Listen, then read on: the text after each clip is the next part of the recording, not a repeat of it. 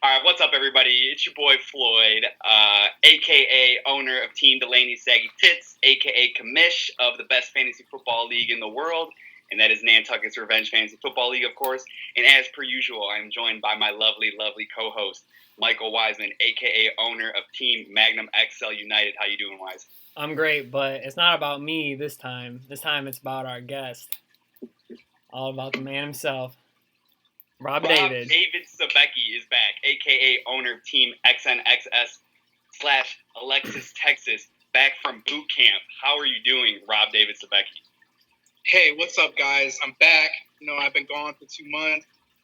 I'm glad to be back. I'm glad to see my team winning.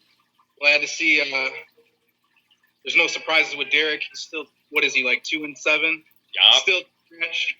Still trash. Love seeing Drake there at 2-7. But we had some shakeups this week. When I came back, of course, I had to get something done. So let's get into this. Yes, some things never change. Derek's still at the bottom. Rob came in dropping bombs with a bunch of trades. We'll get into those trades in a little bit. Wiseman, as usual, take us through the standings, please. Yeah, we got no new strangers at the top. Still Jad and Trevor, Team Joe Mixney Bitch, and Team Delaney Saggy Tits, followed by the 2 6-3 squads behind them, which is Rob, our finally returning member of the league. We've been saying absentee, but now you're finally back, so we'll give it to you. And then Damien, also at 6-3, Team Get to Black, followed by the 2 5-4 teams. I don't get it. Damien's snuck up there. Snuck up there. Lightweight. But every single year, this trash ass team, followed by or led by Alex Collins and shit like that, just always ends up near the top. He plays the luckiest people every week. Fuck Damien every year. The thing is, I looked at his team recently, and it actually looks like a contender, and it didn't weeks before. It absolutely didn't. So. Anyways, the 2 5-4 teams are Mike Probes, 4 Down Territory, and Team Butts, Kyle Butts, of course. Then 2 4-5 teams, which is Nick, the Evansdale Carpet Munchers, and Ricky Grodi, the Golden Taint. 2 3-6 teams, which is myself and the Juice is Loose, Mikey Martinez, and then 2 2-7 teams, which are Derek, Multiple Gorgasms, and Drake, the the Nantucket Quails. Sorry. And he actually spelled quails right this time, so good on him. But yeah, it's kind of interesting. We have two of each record. We have 2 7-2, 2 6-3, 2 5-4, 2 4-5, 2 3-6, 2 2-7. So very evenly dispersed. For sure. Usually I'm just talking shit, but I think Mikey's team looks like it's in trouble pretty fucking badly. Mikey's? Really? Yeah, his team looks like... His team is actually one of the better bottom teams. Him and Derek actually have teams that could pull off upsets, but neither of those guys are going to be making the playoffs. I think I eliminated my team. It's fucking atrocious. It's better. It's a little better now after he traded me, but I don't know. Hands down, Derek had the worst team at the beginning of the year. He made some moves. I might have slipped and accidentally thrown him a little bone, and he started flipping guys. And he's ran relatively okay, and I don't think he's going to get relegated. We'll see what happens.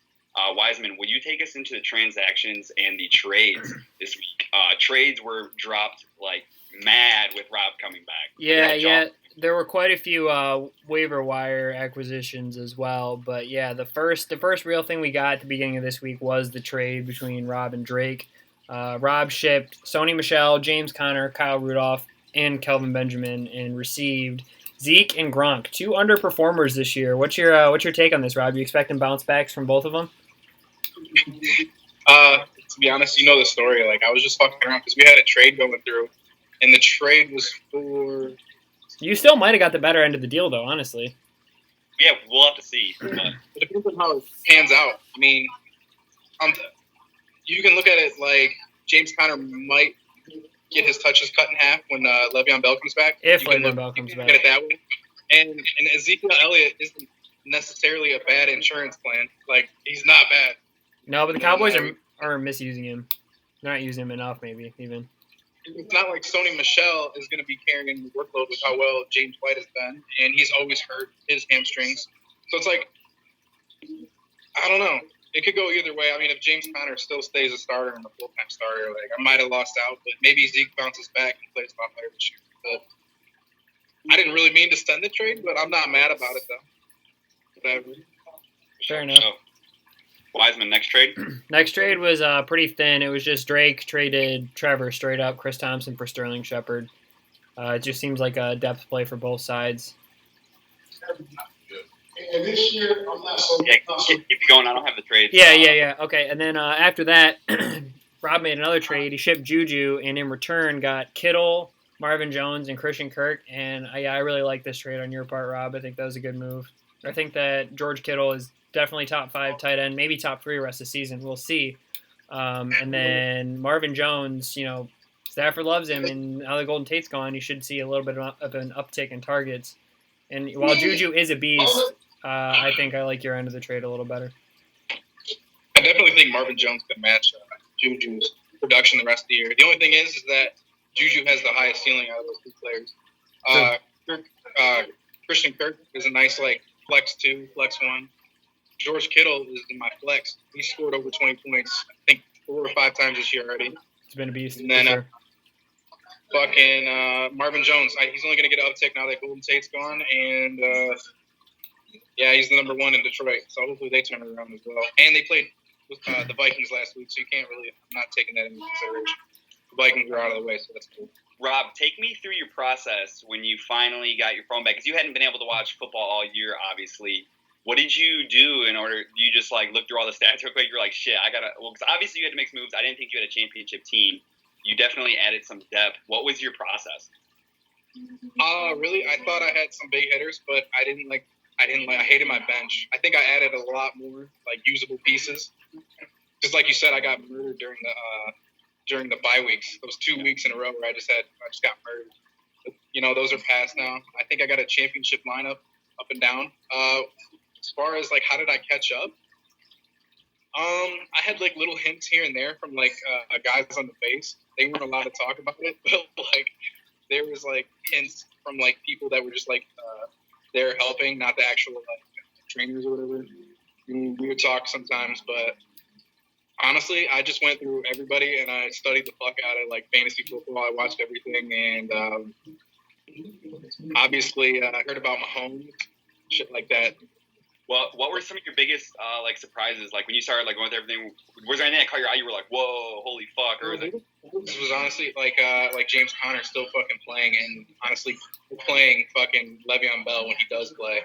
Yeah. And well, I mean, obviously Mahomes is a huge surprise. Also, fucking how bad the Raiders are. That's crazy. I love it. I love every second of it. It's insane. They're fucking garbage. Gruden's either he's a dumbass or he's tanking. I don't know which. Maybe both. I think it was started off dumbass and he realized he had to start tanking. Well, Rob, because you didn't see it, so what happened was Gruden traded Khalil Mack. I don't know if you've seen that. Got 2 first-round picks, though. I saw the first week. I saw when the Bears played they played Green Bay, and then the next week they got Khalil Mack. Yeah, I did see that. And so you also probably haven't seen Mitch Trubisky's a fucking dog. That's a huge surprise because I didn't even think he was a franchise quarterback. No. Don't give me that one. Hey, Mitch Trubisky, when he's out there, to me, he looks like an athletic version of Ben Roethlisberger. He looks like a fucking stud. Mitch Trubisky. I still haven't seen one of the Chicago games. I know I'm going to see him, obviously. I'm a Detroit fan. He's playing faster than the rest of the field. If you watch some of the highlights, he's playing faster than the field. He's pretty good. Honestly, playing against him and watching him last year and in college, I didn't see what everybody else saw. I didn't think he deserved that pick. But it's pretty cool. I seen the one game 400 yards plus 60 yards. 6 touchdowns. Yeah. Yeah, so I don't know how elite his nuance game is, but he definitely looks like he's way more than up to speed with the speed of the game. And it's not even the fucking Bears offense got fucking hitters across the fucking boards. All right, before we get too off topic here, Jad, you spent $17 on Andy Dalton, even though you already have Mahomes and Roethlisberger. Were you trying to swipe quarterbacks away from the teams that didn't have one this week? Yeah, everybody, this was the trade week with Rob dropping bombs, and so I obviously went through everybody's teams, seeing what kind of trades I could look through. There was 2 or 3 people who either were starting a horrible quarterback or didn't even have a quarterback at all. And my team is pretty much filled. I don't know what I'm going to be using my budget for anymore other than maybe streaming a defense, which I already did this week. maybe a tight end, which there's none of. So I really don't have much for my budget, and so I just went for some blocks. And I kind of didn't even expect. I mean, I expected to get Dalton for 17, but nobody really bid it that hard on quarterbacks, and I don't know if it surprises me because this league, a lot of people. I don't know. I just thought people were going to be more in panic mode and try to get some guys, but people are willing to start. Listen, if people are willing to start a quarterback that's going to give them 12 points when we're in crunch time, that's fine by me. I'm fine by my block because Cincinnati has that easy schedule coming up. So True. Honestly, it's because there's this big fucking thing where people are like, "Oh, quarterbacks don't matter." People have taken that way out of proportion. Like, don't matter. But the difference between a 20-point quarterback and a 12-point quarterback, that's 8 points. That's like a flip spot. Wiseman, you've lost like 3 games this year by 3 points or less. So. Yeah, last week I started Derek Carr's bum ass. So yeah, no, that was on me for sure. There's that huge thought that oh, I can just stream a fucking quarterback, get 14 points, but fucking there's people on my, I got Phillip Rivers who's been steady at 20-25, and then with Aaron Rodgers. Yeah, you think you can stream a quarterback and get 15 points, and that quarterback gets you 6, and you lose by 1. So yeah, that's how she goes. That's a misconception. You don't draft quarterbacks early because there are enough to go around, but they are very important. Very important. And this ain't no 10-man scrub league. We're playing deep as fuck. Every point's gonna count. All right. Fuck yeah. Last thing we'll talk about in the transaction sections. Wait, they're both up for sale. Aaron Rodgers and Phillip Rivers are both up for sale, and those are better than fucking Andy Dalton. We all know Rob's team's always for sale. But what do you guys think of Dez Bryant? I held him for so long, and then dropped him. I don't know it. The thing is, I'm going to put it in for him last night because, like I said, I can do whatever with my agent or with my budget. I couldn't even find anybody to drop, so I didn't. I was like, I'm never starting that dude anyway, and he might have one usable week, and it's never going to be predictable to where I'm going to feel confident putting him in my lineup. So exactly, I don't think anything of it. If you're putting him in your lineup, you're just fucking cheap. You're not desperate. Well, no surprise, our team in last place picked up Dez Bryant, and that is Drake Segula. So Wiseman, keep moving forward. Yeah. It's cool when you put him in your lineup. Like, ooh, I got Dez Bryant here. Dude, Drake's been playing that all year. That's how I feel. That's how I feel with Demaryius Thomas. Like, ooh, I got Demaryius Thomas in my lineup. He's been trash. Whatever. It's a little bit different. Dez Bryant, I would say. All right. I would say. Scoreboard for Week 9. Notable results. Let's see. I guess the biggest one would have been Mike versus Trevor. Trevor pulled out the win with 174 points, top score of the week. And low score of the week was actually Nick and Drake had Nick, Drake, and Mikey had pretty pathetic scores. But for the Survivor Challenge, last 4 teams left were Jad, Mike, Derek, and who was the last one? And Butts. Yeah, Butts. But it looks like the loser was Derek with 103 points. So we're down to the last 3 for the Survivor Challenge. Jad, Mike Brobes, Kyle Butts. Yep, looking to collect that 150. I think it's 150. It could be $100. Could be 200. I don't remember. I have the notes somewhere in my computer, but regardless, I'm looking to make my money back with that. So we're on to the Week 10 matchups. This is actually a really big week. We have the 2 7-2 teams facing off, being me and Trevor, and the 2 2-7 teams facing off, being Drake and Derek. That's a huge deal. It's going to squeeze our middle together really tight, and it's going to make for an interesting shakeup for sure. I need it. It's this week is a big deal. A lot of good matchups. So we're going to jump right into it. Wiseman, the first one on my slate is Ricky the Golden Taint versus Rob David Svecki, xnxs.com/Alexis, Texas. Rob, I don't know if you've looked at your preview or not. Do you have any comments before Wiseman runs through it? Oh, I'm going to blow him out of the water. I think I predicted 150 points. He's predicted 109. And that, I know that doesn't mean anything, but it honestly is that big. When it's that big of a difference. Mm-hmm. It means something when it's that big of a difference. Yeah, for sure. Yeah, I don't think. And my matchups are honestly fucking great, to be honest, too. They're not scrubby. Yeah, I don't think there's anything to say here either. I think that you're going to smoke him. Yeah. I mean, I should, but, it's fantasy football. It should happen. Last time you guys played, you beat him 140-84. Yeah, when you're Ricky Grody and you're starting people like Jalen Richard, still starting Kenyon Drake scrub ass. I don't even know. Still CJ starting Peyton Barber scrub ass. Peyton Barber, John Ross, we picked up for a fortune, I'm pretty sure, on the waiver this week. It's never really looking good for you. So there's not much coming up out of this matchup. Should be Rob pushing to 7-3 and Ricky falling back a spot. Let me just say, it's bullshit that Ricky's ahead of me with this team. It's fucking bullshit. Yeah, that's the way she goes. Speaking of I know that. team, Trust me. Chad, what up? Chad, you didn't really comment on it. How did you like my trades? You didn't really say anything. You left it up to me. I gave like a little spiel. You didn't comment on like either one. Give me a little quick one now that we're on my matchup real quick. Yeah, your trades were fine.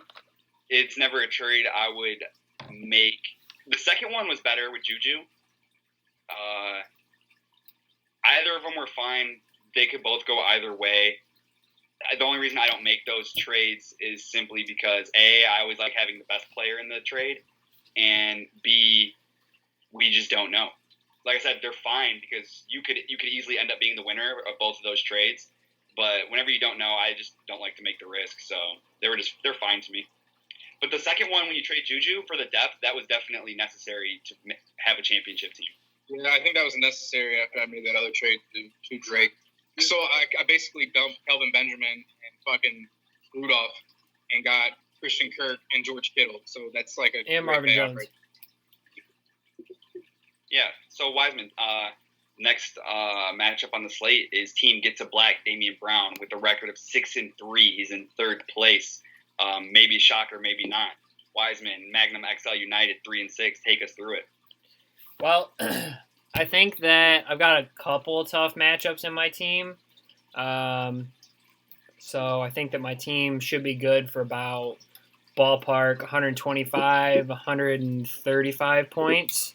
But I think Damian's going to drop 150 on me. So you think it's Damian's big week? No, I don't know if it's his big week. I just think he's going to drop 150 on me because that's just how the run of plays been going. He's gone. Well, if you see, Damian still doesn't have a quarterback, like I said at the beginning of this. He's got Kirk Cousins and Adam Thielen on bye, which is a big deal for you. Rob, what do you make of Adam Thielen being the wide receiver 1 in fantasy football? That was another surprise that I was going to talk about when I'm done. a white guy. He's putting on for the white guys. And the thing is that it's not just like he's catching a lot of balls like Wes Welker. He's actually on the outside. Yeah, he's making plays on the outside. Bro, if you go look up his highlights, he's arguably the nastiest receiver in the NFL right now. Every single week, he'll make a ridiculous acrobatic catch on the sideline where he makes some ridiculous drag, and he showcases his hands, his route running, his ability with his body to move in the air, not to mention his massive control. So, no, Adam Thielen's definitely the real deal, and in my opinion, I've said this a couple episodes ago, I think Stephon Diggs and Adam Thielen are probably the best wide receiver duo in the NFL. Of course, you have Juju and AB, and you have Hopkins and Will Fuller. But Diggs' route running and plus Thielen's natural ability is pretty stupid. I know it's early, but could you put Julio Jones and Calvin Ridley in that conversation? Nope. All right, fair enough. Fair enough. I was going to say it, too, not just because Julio's on my team, but even though he's not scoring touchdowns, Julio's having a fucking amazing year. I think Calvin Ridley's getting all the touchdowns. Yeah, he's still definitely below the where you would think positive regression would come for his touchdowns, but he just had like his first touchdown recently or something. But I'm not mad about the 25 points a game.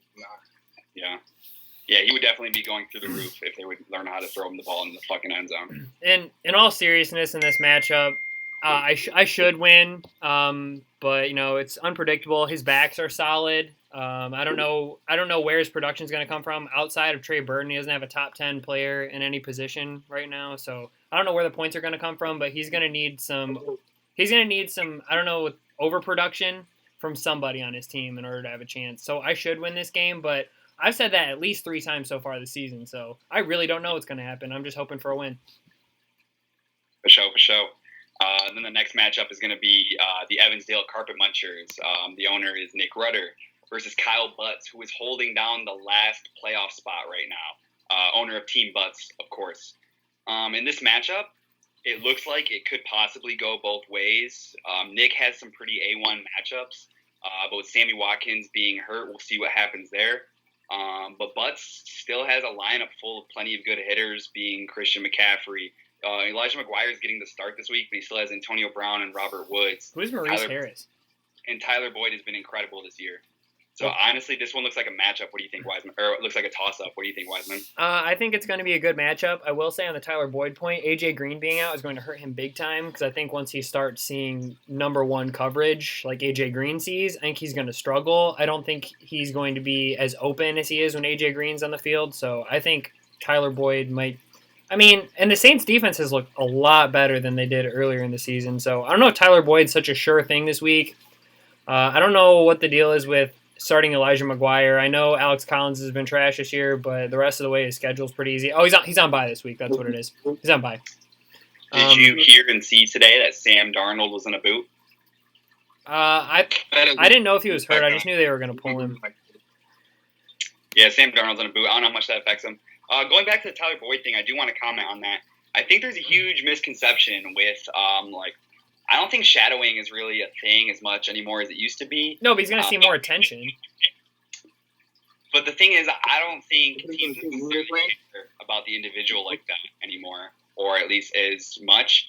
And also, I don't think it matters as much just being the fact that the Saints are the offensive powerhouse of the NFL. It automatically means the Bengals are going to be playing from behind, which automatically means it's going to be awesome game script. And in my opinion, game script is what I'm looking for most. Almost always that and volume. Game script and volume are so important in fantasy football.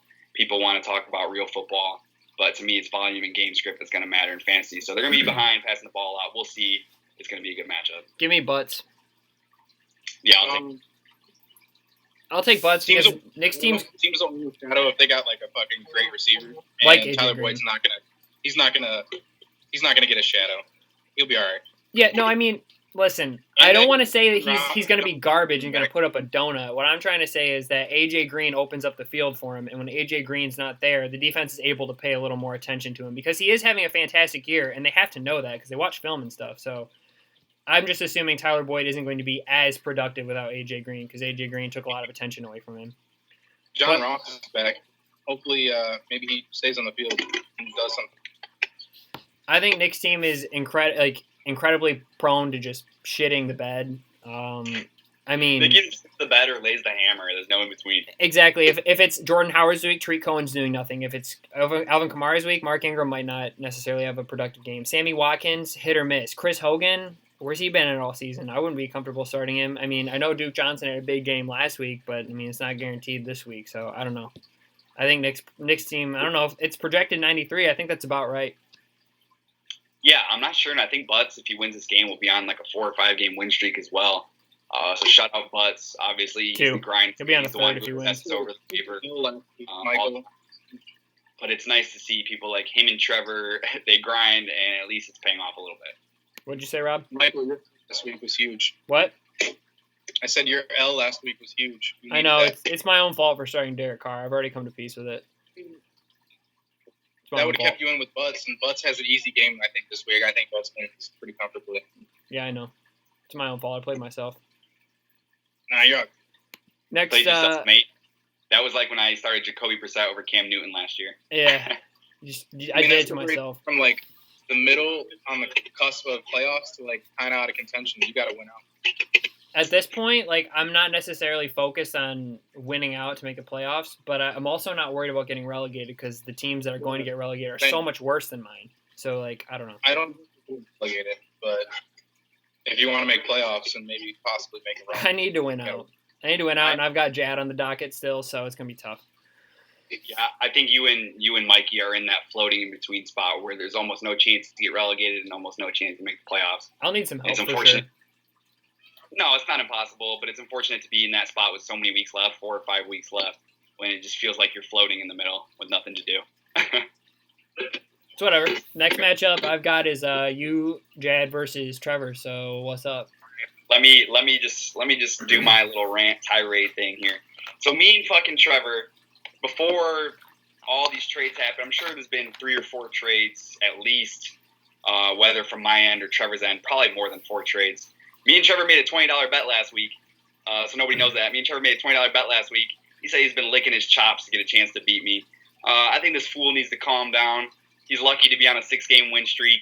But anyways, we have Joe Mixon, yo bitch.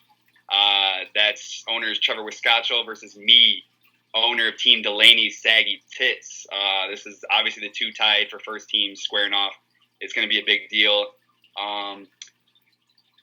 Trevor doesn't even have a flex or defense filled right now. He hasn't picked up either. If he was to flex, I think it would end up being Chris Thompson, but I'm not sure what the usage on Chris Thompson is going to be this week.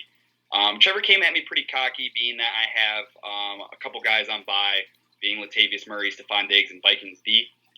I've successfully filled in my flex spots, and this week I got Fitzgerald and Amari Cooper going, and I feel pretty confident about both, being that Larry Fitzgerald's facing a prone Kansas City secondary, and Amari Cooper's just going to get force-fed. Amari Cooper got over 25% of the target share in Dallas last week, and especially with Dallas shitting the bed, they're just going to feed Amari Cooper because that's the only thing that they have to make their fans happy.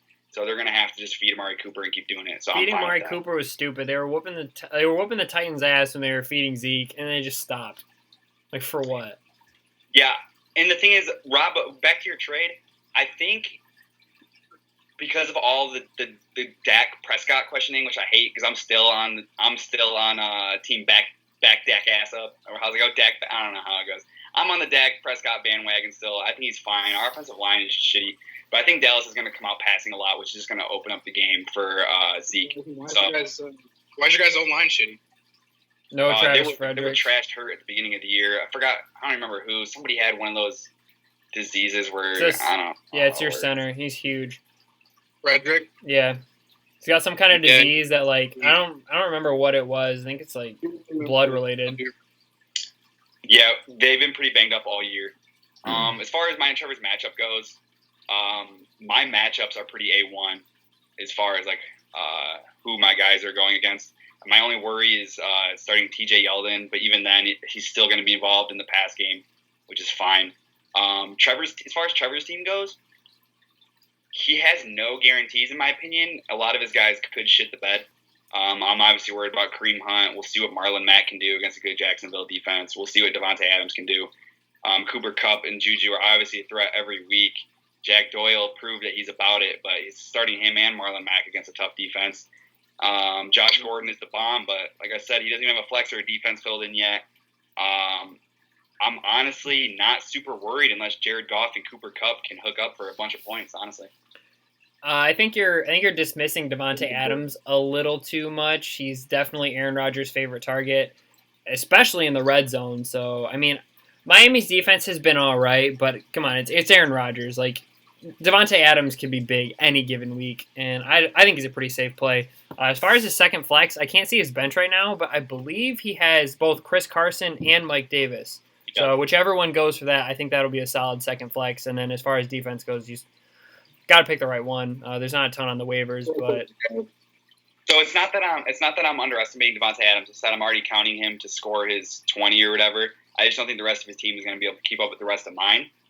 It's definitely more than plausible that he does. I think I have more confidence in my team than a lot of people do. But, hey, we got 20 on the line. The world of Venmo will see it. He's going to be paying up. And I'm going to be holding the solo number 1 seed next week. You're going to be hurt when Josh McCown torches the Bills' defense. But winner of this game matchup is going to score 160 plus. So should be entertaining. One for the fans. As expected. Next matchup on the docket is Team 4 Down Territory, a.k.a. Mike Brooks, versus Team Juices Loose, a.k.a. Mikey Martinez. Rob, I don't know if you've seen the trade, but fucking Mike Brooks was able to finesse Alvin Kamara, the number 1 player in fantasy, off of Derek Walker this year. No, Todd Gurley's the number 1 player in fantasy. There was an episode on that, Rob, if you want to go back and see it. It's like, what was the trade? But you haven't even been watching, so you don't. I want to say Mike got Deshaun Jackson, Jarvis Landry, and Alvin Kamara, and he sent Edelman, Philip Lindsay, Adrian Peterson. Yeah, AP. Nobody, bro. I can't even remember the last one. Yeah, I don't know. See, that's the thing. He basically just gave Derek a bunch of Yeah. depth. I hate when people say it. Let me give you some depth. Shut the. No, he just gave him depth for Alvin Kamara. It was just disgusting. I really wanted, not that I wanted to veto the trade or deny it. I really wanted them to pull one of the guys out, like Jarvis Landry or something. To be fair to Derek, Philip Lindsay and AP are both top 10 in rushing yards, so they've been serviceable. Yeah, no, it's paid off for both of them. Derek actually low key needed it, but I don't know. It's never comfortable when the number one player in fantasy football is getting traded to a team that's already a powerhouse. Whether it's a powerhouse or not, it's just never comfortable. Number one guy, because like I said, in my opinion, I always want the best player in the trade. So if I had Alvin Kamara, I just see almost zero scenarios where I end up trading him. Derek panicked really early. It was week 6 or something about getting relegated. You say that Mike's team's a powerhouse, but the wide receiver situation's a little ugly. It is. But Corey Davis is garbage. Well, like we've mentioned in many episodes before, it's so easy for Todd Gurley, Alvin Kamara, and Joe Mixon to put up 25, 30, no problem. And Aaron Jones too lightweight. Say it again. Aaron Jones too lightweight. It looks solid. So all that has to happen is those guys go ham and Drew Brees hits his average, and it's more than likely he beats you. So it's tough. But let's be fair to Mikey here. Matt Ryan against Cleveland's a good matchup. Leonard Fournette could come back, and that could be huge. James White, I'm assuming he's fully healthy, but he's been unreal this year. Mike Evans has a high ceiling. Zach Ertz has a high ceiling. He's basically counting on those guys. If those guys don't show up, he has no chance. But if he gets decent production out of his studs, he's got a chance, I think. Yeah, that's not bad. Yeah, and Mikey, like I said, has one of those teams that he probably should have more wins than he does. He's not going to get relegated. He's not going to make the playoffs. And Mike is actually coming off of he's lost 2 out of his last 3 matchups. And I've mentioned before in a few of these episodes, my nightmare scenario is Mike in my bracket and boosting me early. So I hope Mike pulls this one off. He should. Yeah, I don't know how he has 4 losses. I guess it could be because of lack of wide receiver production, because it's certainly not Gurley and Kamara's fault. What were you going to say, Rob? I heard you say something. I didn't hear you. It's 90 points between 3 people. Yeah. So when that hits, it's tough to win. He actually had that pretty much work again. Me and him played each other 3 weeks ago, and it was a fucking slugfest, and I pulled it off. I didn't think I was going to, but I don't think I can do that again. So we'll see what happens. The 6th and final matchup, the toilet bowl between Derek and Drake. And it's actually a huge matchup. This matchup is arguably the biggest deal on the whole slate of the whole season. Loser has to get relegated. Am I wrong?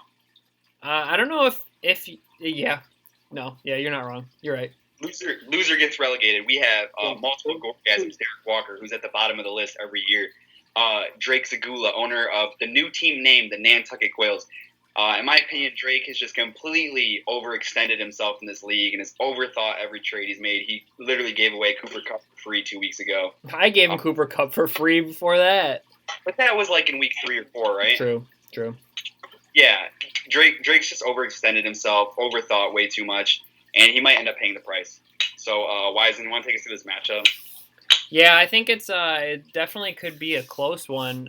He traded you for Andy Dalton, right? And that's who he's starting this week. It's decent. I mean, I think he and Fitzpatrick. I think Dalton's safer than Fitzpatrick, but doesn't have quite as high of a ceiling. As far as running backs go, I think James Conner gives him the edge alone, which AP and Breda are serviceable, but I think James Conner, if he continues his production, is pretty safe. But I think wide receivers is where Drake is about to get absolutely boosted by Edelman, Hill, and maybe Sanu. And then the rest of his team all the way down, aside from Sony Michel, assuming he plays, is pretty ugly. I think both teams are pretty ugly once you get past the studs. But Derek won the first matchup between these two teams. He won 155 to 108. I think Derek's going to get another win on Drake, which has to hurt. Wow.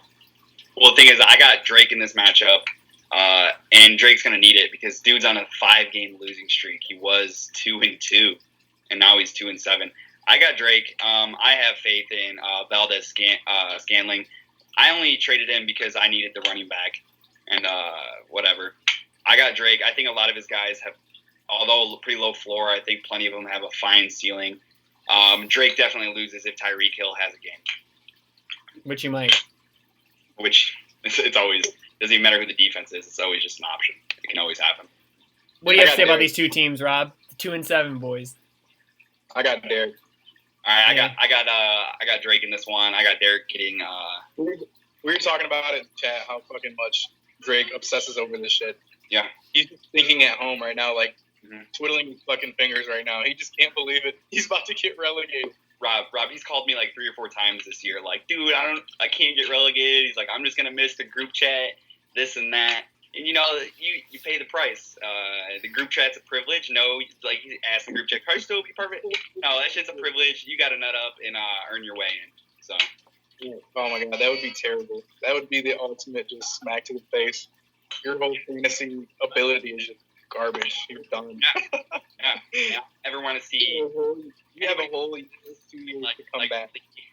You don't put in the group chat your screenshots of your other league. I don't want to see that garbage. Like That's some Drake's Billy trying to, Block shit. That he's That 8 should, in some that other. just shows weakness. Like, I'm I should be able lightweight. to attack you. I'm lightweight kind of annoyed that neither of you guys said anything when Billy Block wanted to brag about his team that it was auto drafted, but whatever. I didn't watch it was auto draft. I did not know that. Yeah, no, he may have picked up Connor and Tevin Coleman, but the auto draft drafted him Julio, Thielen, Saquon Barkley, Travis Kelce. Like it just drafted him top 5 players in every position. It was just annoying. Right. Like Billy's a good fantasy player. He could have drafted a solid enough team on his own, but just the fact that like I don't know. Like it's one thing to like be good and just accept it, but he's like bragging about it like he's Jesus Christ of fantasy football. Chad, What up? do you have the standings for the B League? I don't have them, but I already know the guys. It's the number 1 and 2 seed are almost played out. They're hands down better than every other team. Speaking of, it is my friend Andy Miller in first, tied with Billy Block. I'm pretty sure. I haven't looked at the results last week, but I assume they crushed because they have every single week. My buddy Andy, he was my season favorite going into the league, and he's just hands down proving that he's better than everybody else in that league. So I hope he gets in because it'll be really fun to have a highly skilled player, another highly skilled player in next year. And I know he wants to get on this podcast. We'll probably get him in next week. But standings last week were Andy and Billy tied for first, and then it was my mom and Devin Pooley 2 games behind. So the way the relegation league works, Rob, is top 4 teams get into the playoffs, and then the championship game. Doesn't matter if you win or lose. If you're in the championship game, you move up. So it's looking like it'll be Andy and Billy, but we'll see. Devin Pooley has actually been grinding really hard, and he texts me all the time. Devin Pooley wants in. He watches all the videos. He's always got something to say. I know he wants on the thing too. Maybe we'll get him in before the end of the year. But if he could pull off an upset on Billy, I wouldn't be mad. I think it would be hilarious. And it'd be cool to get Andy and Devin Pooley in here next year. I'd love to see Billy up here. I want to see Billy. I wouldn't mind seeing it just because it would be funny shit on him, Billy doesn't watch these, so he's not going to see it. So Yeah, that's funny shit on him. Complete blockhead. he's too busy driving tractors, but whatever. He's getting that money. All right. So that's it from Nantucketts Revenge Fantasy Football League. Rob, you got comments, concerns, shout-outs? Shout out to Maddie. She's obviously not going to do nothing in the B League, but shout out to my family. I think this is the first time anybody's seen me move and actually talk, speak. So imagine how many views you're about to get on this. Oh, we're blowing this up on social media. We're blowing it up. It's about to spike. We're blowing it up. I might just title the video Rob David. We'll title it as normal, but on social media, we're going to blow it up with Rob as our pawn. Yeah, just talk about a man in uniform. Bitches love it. We're gonna use the fuck out of you. I'm going to use Rob's jawline as our headline for sure. Yeah. All clean shaven and everything. Look at him. Rob, Yeah. I'm sure people at home want to hear you talk. How's life been, bro? How you been on base? What was it like? What was boot camp like? How you feeling moving forward? Don't put me on the spot like that, but boot camp was fucking god awful. I fucking hate it. But I'm glad to be out now, and now I'm free. There's a lot of benefits to being in the military. I'm pretty happy, in the best shape of my life, and I have something to do every day. So it's glad to see my friends though. You'll be back Yeah, soon I enough, though. miss you guys. And we obviously miss you. I miss fantasy football. Fantasy football definitely. There's still is, plenty of season left. Don't worry, mate. And as a 2-time defending champ would, all you had to do was draft, and you've made it this far. So it's incredible. I'm about to make it for the 4th time in a row. That would No be doubt. incredible. Why is That you would got be- concerned shout out? I just want to say shout out to nobody. Actually, no, I don't have anything. All right, I got one. Shout out Rob David Sebecki one more time. We all fucking love him. It's so awesome that he's back and he's loving life. And yeah, that's all I got. Hey, do you know what this Monday is? Veterans Day. Hey, not a veteran, Salute, but, mate. say thank you to everybody. Thank you for your service, Rob. You're the fucking best, mate. I'm gonna Yeah, get going. and enjoy California. It's pretty You're nice fucking down there. Seaman. How's it feel to be a seaman? He's a sailor. Whatever. See, I'm a sailor. My bad. My bad. I don't Yeah. want to back. You can call me FSW. What's that stand for? Anti-submarine warfare. Rob, you got a bedtime, don't you? No, but I have to check in before 10. Ooh. All right. That's it from Nantucket Revenge Fantasy Football League. That was our Week 10. Join us next week for Week 11. There's bound to be a huge shakeup because, as always, Robert is here and he makes trade bombs happen. And we have our 2-7-2 squaring off, our 2-2-7 squaring off. So crunch time is starting now. Trade deadline is like week of Thanksgiving. I believe it's the Wednesday before Thanksgiving. It's around the corner. Literally, around the corner. Everything's around the corner. That's it. Go Chargers, baby.